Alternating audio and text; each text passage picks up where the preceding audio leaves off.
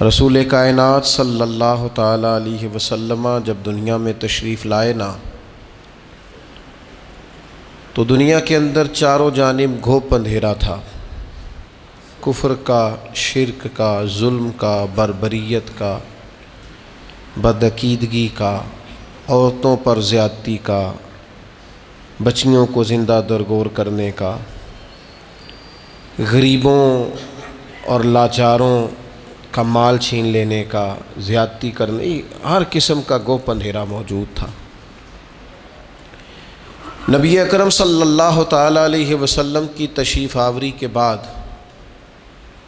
حضور کی عمر مبارک جب 40 سال کی ہوئی تو اللہ تعالیٰ نے پہلی وحی نازل فرمائی۔ اب اس پہلی وحی کے اندر چونکہ بہت سارے اندھیرے تھے، بہت ساری آزمائش تھی، سوال یہ تھا کہ سب سے پہلا حکم کیا آئے؟ سب سے پہلے توحید کی بات کی جائے، سب سے پہلے غریب کی بات کی جائے، سب سے پہلے عورتوں کے حقوق کی بات کی جائے، سب سے پہلی بات کیا کی جائے؟ لیکن قربان جائیں، جب پہلی وحی نازل ہوئی ہے تو پہلی بات یہ کی گئی کہ اقرا، پڑھیے، اقرا بسم ربک الذی خلق، پڑھیے اپنے رب کے نام سے جس نے پیدا کیا ہے۔ ان سارے اندھیروں کے بیچ جس اجالے کی سب سے پہلے بات کی گئی وہ علم کا اجالا ہے۔ پہلے پڑھیں، علم حاصل کریں۔ جب انسان پڑھتا ہے، علم حاصل کرتا ہے تو پھر اسے پتہ چل جاتا ہے کہ عقیدہ توحید کتنا ضروری ہے۔ پھر اسے خود بخود احساس ہو جاتا ہے کہ نبی پاک علیہ السلام کی محبت، حضور کی فرما برداری یہ کس قدر ضروری ہے۔ جب انسان تعلیم حاصل کرتا ہے، شعور کی بلندیاں حاصل کرتا ہے تو اسے پتہ چل جاتا ہے عورتوں کے حقوق کیا ہیں۔ اسے سمجھ آنے لگ جاتی ہے کہ مظلوم، غریب، لاچار کی مدد کیسے کرنی ہے۔ پہلی بات یہ ہے کہ اقرا، پڑھیے۔ تعلیم ایک ایسا نور ہے جو سارے اندھیروں کو دور کر دیتا ہے۔ آپ کسی کمرے میں داخل ہو جائیں، اس کمرے میں سانپ بھی ہے، بچھو بھی ہے، کچھ اور موذی جانور بھی ہیں۔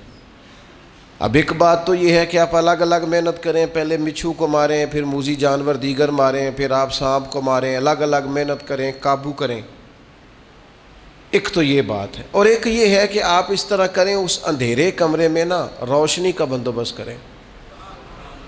آپ اس میں چراغ جلا دیں، سانپ بھی دوڑنا شروع کر دے گا، نکل جائے گا، بچھو بھی نکل جائے گا، چونکہ یہ سب اندھیرا ڈھونڈتے ہیں۔ آپ روشنی کر دیں، یہ نکل جائیں گے سارے۔ علم کی روشنی آپ دنیا کے اندر پیدا کر دیں، اندھیرے ویسے ہی سارے دور ہو جائیں گے، اندھیرے دور ہو جاتے ہیں۔ شرط کیا ہے؟ اقرا بسم ربک الذی خلق، پڑھیے اس رب کے نام سے جس نے پیدا کیا۔ تعلیم جب انسان اپنی زندگی میں لے آتا ہے، اور تعلیم جب انسان حصول کی کوشش شروع کر دیتا ہے، میں علم کی تقسیم دو طرح سے کیا کرتا ہوں۔ میری رائے ہے کہ علم دو ہیں، ایک علم خالی علم ہے اور ایک علم نافع ہے۔ ایسا علم جو شخص حاصل کرتا ہے جس سے کوئی نفع حاصل نہیں ہوتا تو اس علم کی کوئی ضرورت نہیں، لیکن وہ علم جس سے نفع حاصل ہو، وہ دینی علم ہو یا کسی ہنر کا علم ہو، کسی ٹیکنالوجی کا علم ہو جس سے انسانوں کا فائدہ ہو، وہ سارے علوم جو فائدہ مند ہوں وہ علم ہیں۔ مولانا صاحب بڑے عالم ہیں، بڑے فقیہ ہیں، بڑے زبردست ہیں، بات بڑی مضبوط کرتے ہیں اور استدلال بڑا عمدہ کرتے ہیں اور قوت استدلال بڑی رکھتے ہیں، لیکن اگر مولانا کو مائک چلانے والا مائک ہی نہ چلا کے دے اور بنانے والا بنا کر ہی نہ دے تو وہ بات آگے پہنچائی جا سکتی ہے۔ تو یہ جس بندے نے اس کا علم حاصل کیا، اس کا علم بھی علم نافع ہے، اس نے بھی فائدہ کیا ہے۔ مدرسہ قائم کیا جائے گا، اس میں تعلیم کی بات ہوگی، ویسٹ کوٹ پہن کے مولانا ہی بیٹھیں گے پڑھانے کے لیے، لیکن جس نقشہ نویس نے اسے بنایا ہے نا، مرتب کیا ہے، کس طرح کا بنانا ہے، اس کا علم بھی علم نافع ہے، اس کا علم بھی فائدہ مند ہے۔ جس شخص نے، معمار نے، مستری نے یہاں اینٹیں لگائی ہیں، کام کیا ہے، جس نے نگرانی کی ہے، اس کا علم بھی علم نافع۔ ہم ایک دوسرے کی ضرورت کو محسوس کریں، اور جتنے بھی علوم لوگوں کے لیے فائدہ مند ہیں ان سب علوم کی اہمیت کا اقرار کریں، اور پھر دنیا کے اندر سفر کریں تاکہ مسلمانوں کی آنے والی نسل علوم والی ہو، علم و حکمت والی ہو۔ ضرورت پڑ گئی تھی نا کشتی بنانے کی، تو بنائی نا کشتی حضرت نوح علیہ السلام نے۔ ضرورت پڑ گئی تھی نا کپڑے سینے کی، تو سیے نا کپڑے جناب ادریس علیہ السلام نے۔ ضرورت پڑ گئی تھی نا، تو حضرت آدم علیہ السلام 1000 پیشہ جانتے تھے، 1000 زبانیں بولتے تھے۔ وَعَلَّمَ آدَمَ الْأَسْمَاءَ كُلَّهَا، رب فرماتے ہیں ہم نے آدم کو علم سکھایا ہے۔ لوگ تو کلی کا انکار کرتے ہیں، انہیں فرمایا کلہا، کل علم سکھائے جناب آدم علیہ السلام۔ حضرت آدم کی جو فضیلت ہے وہ بھی علم کی وجہ سے۔ علم کا حصول اور علم کی طرف اسلام کبھی بھی علم اور تحقیق سے عداوت نہیں رکھتا۔ اسلام کہتا ہے بار بار قرآن میں تدبر کرو، غور کرو، فکر کرو، معنی اخذ کرو۔ امام محمد رحمۃ اللہ علیہ ساری رات بستر پہ لیٹے رہے، ان کا شاگرد ساری رات قریب نفل پڑھتا رہا۔ کہتا ہے امام صاحب سویرے اٹھے، وضو بھی نہیں کیا، نماز کی نیت باندھ لی، اور میں اللہ اللہ کرتا رہا، اور دل میں ہلکا سا خیال بھی آیا تھا کہ جناب دیکھو میں نیک آدمی ہوں، میں نے اتنی عبادت کی اور امام صاحب سوئے ہوئے ہیں۔ فرماتے ہیں صبح جب وہ بیدار ہوئے اور بغیر وضو کے مصلی پہ کھڑا ہو گئے تو اب مجھے تشویش ہوئی۔ میں نے کہا حضور آپ سوئے نہیں؟ فرمایا نہیں۔ کہا حضور ساری رات باوضو لیٹے رہے؟ فرمایا ہاں۔ کہا حضور کیا کرتے رہے؟ فرمایا تم اپنے لیے کام کرتے رہے، میں نبی پاک کی امت کے لیے کام کرتا رہا۔ میں نے قرآن و حدیث سے 100 مسئلہ تدبر کر کے، غور کر کے عرض کیا، 100 مسئلہ نکالا میں نے۔ اس مسئلے میں امت کو کیا ضرورت ہے، اس میں امت کو کیا ضرورت ہے، اس سے کون کون سے مسائل لفظ ہوتے ہیں، 100 مسئلہ میں نے نکالا ہے۔ اس لیے نبی پاک علیہ السلام نے فرمایا عالم کی فضیلت عابد پر اس طرح ہے جس طرح میری فضیلت تم میں سے کسی چھوٹے پر ہے۔ علم کو حضور نے درجہ عطا کیا، نبی پاک علیہ السلام نے درجہ دیا، اور قرآن مجید نے کہا قُلْ هَلْ يَسْتَوِي الَّذِينَ يَعْلَمُونَ وَالَّذِينَ لَا يَعْلَمُونَ، اے محبوب آپ ان سے فرما دیں کیا علم والے اور علم نہ رکھنے والے برابر ہو سکتے ہیں؟ یہ کبھی بھی برابر ہے۔ علم کی حوصلہ افزائی، تعلیم کی حوصلہ افزائی۔ آج مسلمانوں کا مسئلہ یہ ہے کہ مسلمان فروغ علم پر کردار نہیں ادا کرتے، ادارے نہیں قائم کیے جاتے، تعلیمی بنیادوں کو مضبوط نہیں کیا جاتا۔ ہم غریب کی مدد کرنا چاہتے ہیں، بھوکے کو کھانا کھلانا چاہتے ہیں، کمزور کو کپڑے پہنانا چاہتے ہیں، لیکن جو اس کی اصل مدد ہے وہ کیا ہے؟ وہ اصل مدد تو یہ ہے کہ آپ اسے علم سکھائیں، اسے ہنر سکھائیں۔ پہلے 1 آدھ 2 4 لوگ تھے کھانا کھلانے والے، پھر کھانا کھلانے والے سینکڑوں ہوئے تو کھانے والے بھی ہزاروں ہو گئے۔ لیکن اگر ان لوگوں کو ہنر مند کیا جائے، تعلیم کا شعور دیا جائے، صرف روٹی کھلانا ہی صدقہ نہیں، غریب کو پیسے دینا ہی صدقہ نہیں۔ ابن ماجہ میں حدیث ہے، نبی پاک علیہ السلام نے فرمایا سب سے افضل صدقہ یہ ہے کہ بندہ علم سیکھے اور پھر دوسروں کو سکھائے۔ یہ افضل ترین صدقہ ہے، یہ بھی صدقہ کریں۔ تعلیمی اداروں کے قیام میں اپنا کردار ادا کریں، تعلیم کی مضبوطی میں اپنا کردار ادا کریں، تعلیمی بنیادوں کو طاقتور کرنے میں اپنا کردار ادا کریں۔ فروغ علم کی مضبوطی یہ امت کی مضبوطی ہے۔ پھر وہی بات، اگر علم آ جائے نا، اگر تعلیم کے ساتھ تربیت حاصل ہو جائے نا، اگر فہم و فراست حاصل ہو جائے نا، اگر وہ شعوری بلندی جو ایک مہذب قوم کا حصہ ہوتی ہے وہ اگر آ جائے نا، تو کوئی شخص بھی کوئی بھی لبادہ اوڑھ کے آ جائے فرق نہیں پڑتا۔ یہ جو علم ہوتا ہے نا یہ انسان کو بااعتماد کرتا ہے۔ آپ کے پاس حضرت شیخ الاسلام خواجہ قمر الدین سیالوی رحمۃ اللہ علیہ کے پاس ایک شخص آیا، چونکہ عالم تھے، اس نے آ کے کہا امام اعظم کی بات نہیں ماننی چاہیے۔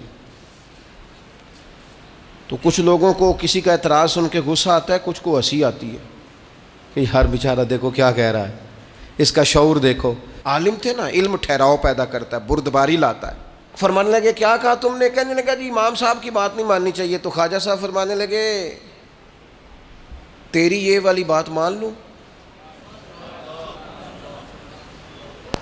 وہ چپ کر گیا. کہنے لگا جی آپ کیا کہہ رہے ہیں؟ فرمانے لگے تو مجھے یہ کہہ رہا نا کہ امام صاحب کی نہ مانو میری مانو، یعنی تیری مان لوں اور جنہوں نے رسول کریم کے صحابہ کی صحبت اٹھائی ہے ان کی بات نہ مانوں. یہ کب ہوتا ہے؟ جب آپ کے پاس علمی آج علمی پسماندگی بہت زیادہ ہے. اس کی کچھ وجوہات ہیں. سب سے پہلا تو جو ہمارا غریب طبقہ ہے وہ کہتا ہے جی چھوڑیں جی پڑھ کے کیا کرنا ہے، کچھ 4 پیسے کمائے، کسی کا میز صاف کرے، کسی کو چائے لا کے دے، کوئی موٹر سائیکلوں کا کام سیکھ لے، پڑھ کے کیا کرنا ہے. یاد رکھنا تعلیم انسان کو طاقتور کر دیتی ہے. یہ جس کو آج آپ نے 200 روپے دہاڑی پہ بھیجا ہے نا، اس کو آپ تعلیم دیں. رب بڑا کریم ہے. امام شافعی فرمایا کرتے تھے علم آ جائے تو پیسہ تو پیچھے پیچھے آنا شروع ہو جاتا ہے. ہمیشہ علم والوں کی غلام بنی ہوئی دیکھی ہے دولت، اس کی تو ضرورت ہی باقی نہیں رہتی ہے، تو ہاتھ باندھ کے پیچھے پیچھے انسان کے چلتا ہے. پھر تاجر طبقہ بھی اپنے بچوں کو تعلیم نہیں دلواتا، کہتے پڑھ لکھ کے کیا کرنا ہے، یہ جا بھی کرنی ہے نا، دکان پہ بیٹھنا ہے نا، تو ابھی بیٹھے دکان پہ اور ابھی سے کاروبار کرے. جتنے عرصے میں اس نے تعلیم حاصل کرنی ہے اتنے عرصے کے اندر اس کو تجربہ آ جائے گا. او خدا کے بندے، اگر یہ علم پڑھ کے دکان پہ بیٹھے گا نا تو پھر یہ دکاندار نہیں ہوگا، یہ قومی سطح کا تاجر ہوگا. پھر یہ اس طرح کا شخص ہوگا کہ جو کئی لوگوں کو اور ساتھ لے کے چلے گا. پھر امپورٹ ایکسپورٹ کی دنیا میں یہ بڑا نام کمائے گا. اسے آگے بڑھنا ہے، علم اس کو مضبوط کر دے گا. یہ اپنی فیلڈ کے اندر ہی طاقتور ہو جائے گا. لیکن دکان پہ بھی بٹھا تو علم پڑھا کے بٹھا. محبوب نے بٹھایا تھا نا پڑھا کے جناب عثمان غنی کو، حضور سے دعا لے کے تقوی اختیار کر کے دین سیکھ کے تجارت کرتے تھے نا حضرت عبد الرحمن ابن عوف. تو پھر اس کا رنگ ہی کچھ اور تھا.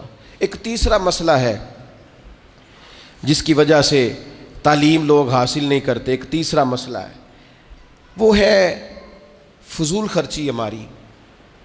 ہم دیگر جگہوں پہ پیسے زیادہ خرچ کرتے ہیں، تعلیمی اداروں کی طرف ہماری توجہ. جتنے پیسے ہم شادیوں پہ اڑاتے ہیں نا، دعوتوں پہ لگاتے ہیں، ان سب کو سمیٹ لو، اپنے بچوں پہ لگا دو، ان کی تعلیم پہ لگا دو. آپ ان کو باشعور کر دو. ایک عربی شاعر کا مقولہ ہے، اس نے کہا تھا یتیم وہ نہیں ہوتا جس کا ماں باپ نہیں ہوتا، یتیم تو وہ بچے ہوتے ہیں جن کو کوئی تعلیم و تربیت نہیں دیتا. وہ یتیم ہوتے ہیں بچے جن کو کوئی تعلیم نہیں دلواتا، کوئی تربیت نہیں کرتا، وہ یتیم رہ جاتے ہیں. وہ لاوارث ہیں بنیادی طور پر، اس لیے کہ کسی نے بندوبست ہی نہیں کیا. موٹر سائیکل لے کے دیا، تو نے کتاب کیوں نہیں لے کے دی؟ تو نے اسے مہنگی گھڑی پہنائی ہے، تو نے اسے تفسیر کیوں نہیں لے کے دی؟ تو نے اسے مہنگا موبائل تھمایا ہے، تو نے اس کے ہاتھ میں رسول اللہ کے دین کی کتاب کیوں نہیں تھمائی؟ ہم نے فضول خرچیاں کی، ادھر کی ادھر کی، یہاں کی وہاں کی، لیکن اپنے بچوں کی تعلیم پر ہم نے خرچ تھوڑا کھائیں، سادہ کھائیں، سادہ لباس پہنیں، لیکن سرمایہ بچوں کی تعلیم پر لگائیں.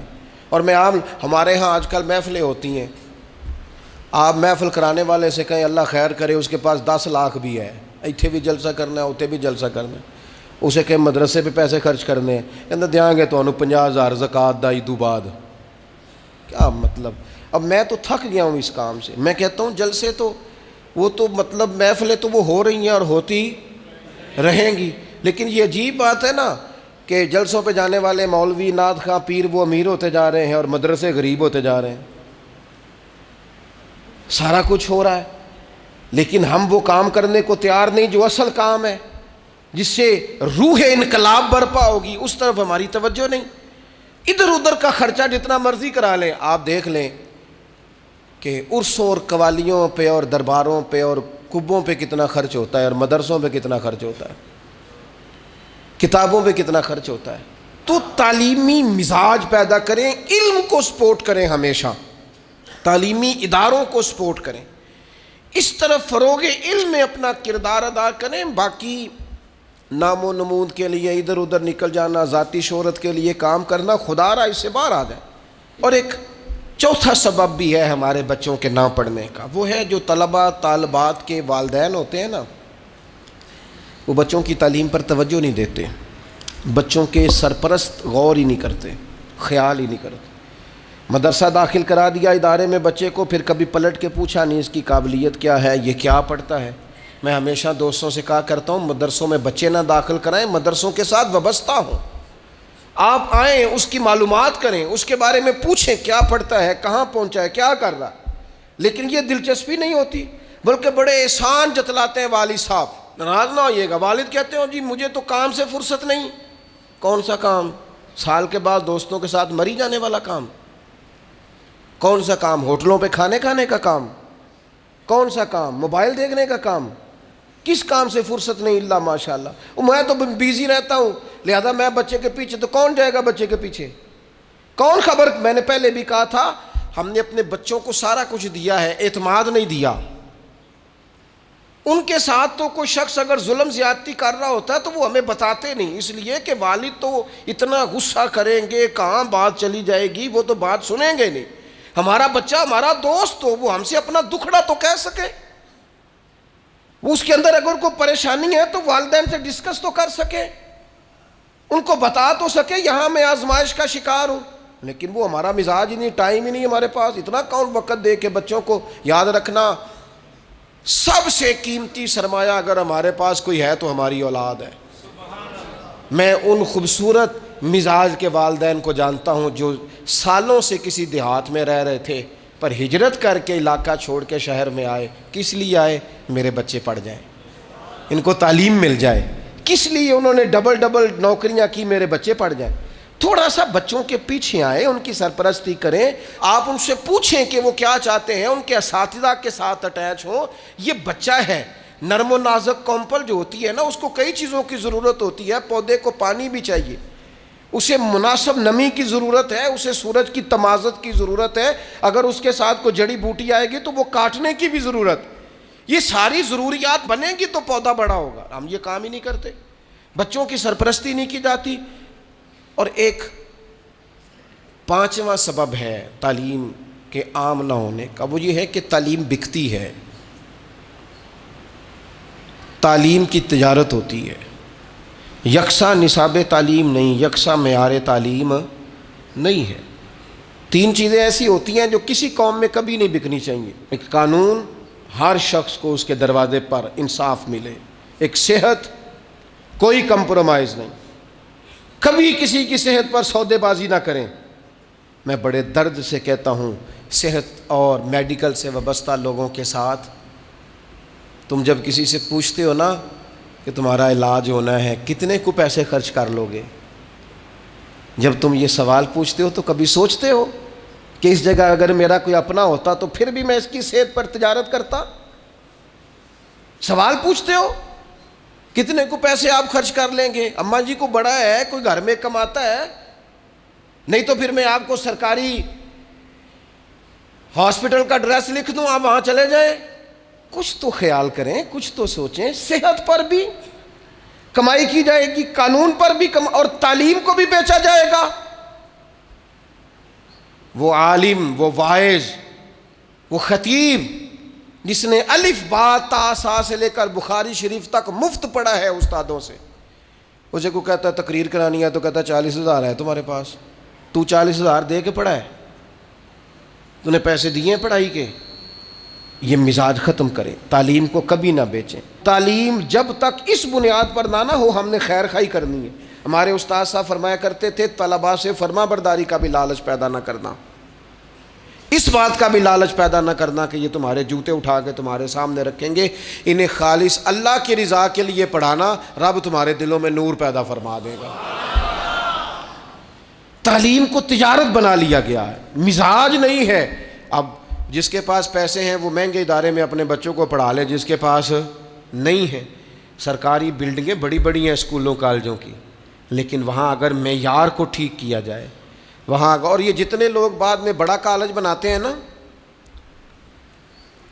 یہ سارے سرکاری اسکول میں پڑھے ہوئے ہیں۔ یہ جو بعد میں کہتے ہیں نا کہ میں نے 4,000 روپیہ فیس لینی ہے پہلی کلاس کی، یہ خود 3 روپیہ مہینہ دیا کرتے تھے.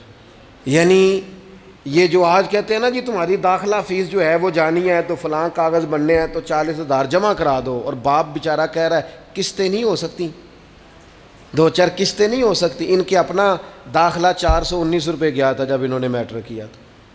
کیوں ہم بھول گئے اس وقت کو کہ جب ہمیں تعلیم کی ضرورت تھی تو کشادہ تھا ہمارے لیے مسئلہ، اور ہم نے لوگوں کے لیے تعلیم کو تجارت کبھی نہ بنائیں، تعلیمی مزاج پیدا کریں. ہاں یہ میں آپ کو صحیح بتاتا ہوں کہ جہاں تعلیم مفت ہوتی ہے نا وہاں کچھ قدر کم ہوتی ہے، لیکن اب اس کو دیکھ کر کیا ہم ان چیزوں کی تجارت شروع کر دیں گے جو چیزیں ٹھیک نہیں؟ تعلیم کے مزاج کے اندر سے تجارت کو ختم کیا جائے اور قومی سطح پر ختم کیا جائے. اور میں تعلیمی ادارے چلانے والوں سے کہوں گا خدا را اس کو قومی، ملی اور دینی فریضہ سمجھ کے سر انجام دو.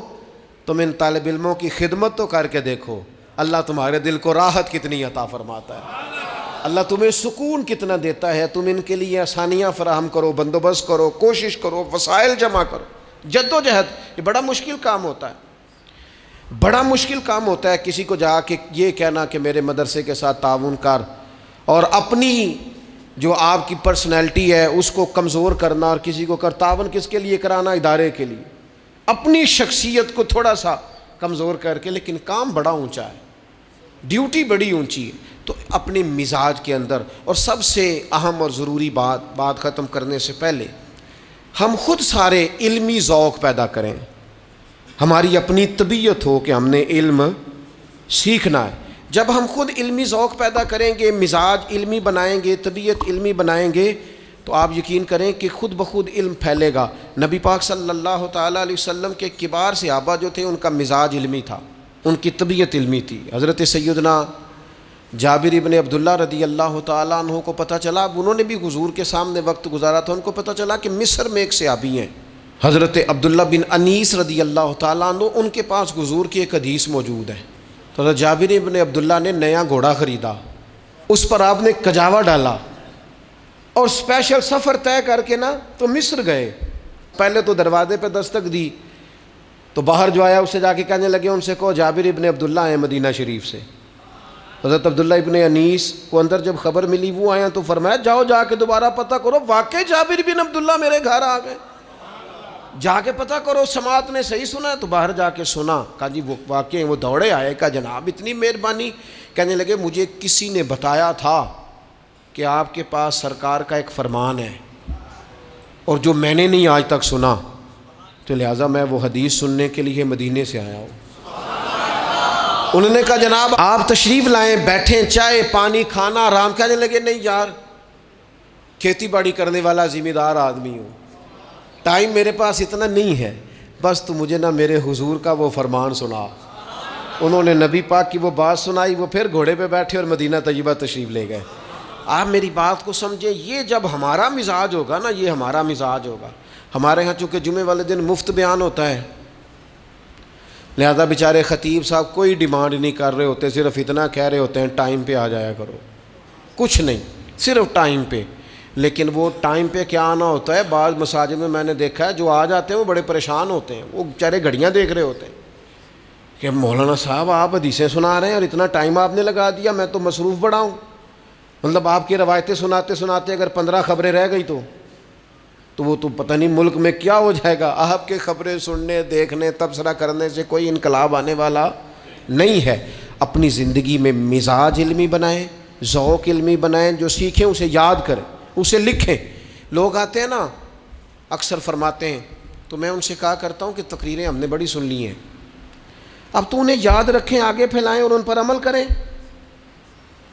اور ان چیزوں کو جمع کریں. ایک کاغذ قلم ہونا چاہیے نا، جو بندہ سنے اسے لکھے، اس کے پاس اپنا لکھا ہوا ایک ذخیرہ بن جائے. تو علم کا مزاج پیدا کریں، علم کو سپورٹ کریں اور بالخصوص اپنے بچوں پر توجہ دیں. مہنگے اسکول میں داخل کرا لیں یا سستے میں کرا لیں، اس کی سرپرستی کریں، اس کے پیچھے جائیں، اس کی فائل دیکھیں، محاسبہ کریں، دیکھیں کہاں کس چیز میں کمزوری آ رہی. ہمیں پوری پودا لگا کے جو لوگ غافل ہو جاتے ہیں وہ پودا جوان نہیں ہوتا، اس کو لگائیں تو پھر اس کے پانی کا خیال کریں، اس کی پوری تربیت کریں، نشو و نما میں اپنا کردار ادا کریں۔